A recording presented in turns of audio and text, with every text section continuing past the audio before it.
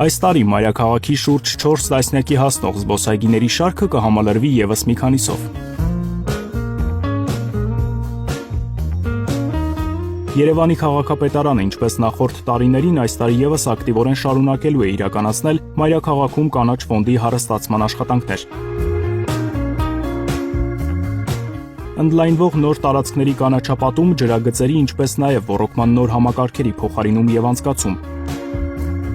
Սրանք ընթացիկ տարվա այն միջոցառումներից են, որոնք տեղ են գտել կանաչապատում եւ շրջակա միջավայրի պահպանություն ՀՕԱԿ-ի աշխատանքային ծրագրում։ Աշխատանքներն ընդգրկելու են Երևանի բոլոր վարչական շրջանները, մասնավորապես Նոր վարչական շրջանում Միասնիկյան Լվովյան փողոցներին հարակից տարածքում հիմնվելու է շուրջ 30 հեկտար մակերեսով զբոսայգի։ Այդ նպատակով առաջիկայում մեկնարկելու են նշված տարածքի մաքրման, չորացած եւ կենսունակությունը կորցրած ծառերի հեռացման ու փոխարինման, ինչպես նաև հողային եւ խորքային ջրերի ուսումնասիրության աշխատանքներ։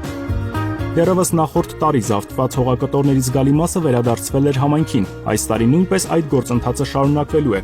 Զբոսայգին հագեցած է լինելու անհրաժեշտ ենթակառուցվածքներով եւ հանդիսանալու է մայրաքաղաքի անտառային գոտիներից ամենամեծը։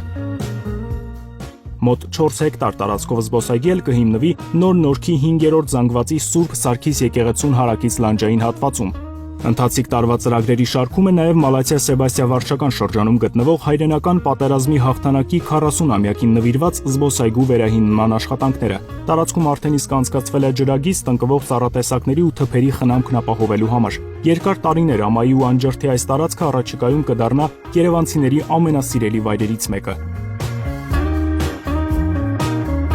Շուրջ 4.5 հեկտար կանաչապատ գոտիկ ստեղծվի նաև աշտարակից Երևան մուտք գործող մայրուղային հատվածում։ Կանաչ տարածքների շարունակական ընդլայնման եւ բարելավման գլխավոր նախապայմաններից է ոռոգման ցանցի կառուցումն ու արդիականացումը։ Դրանով պայմանավորված ծրագրերի շրջանակներում իրականացվելու են նաև մայր ջրագծերի կառուցման եւ ոռոգման ցանցի արդիականացման աշխատանքներ։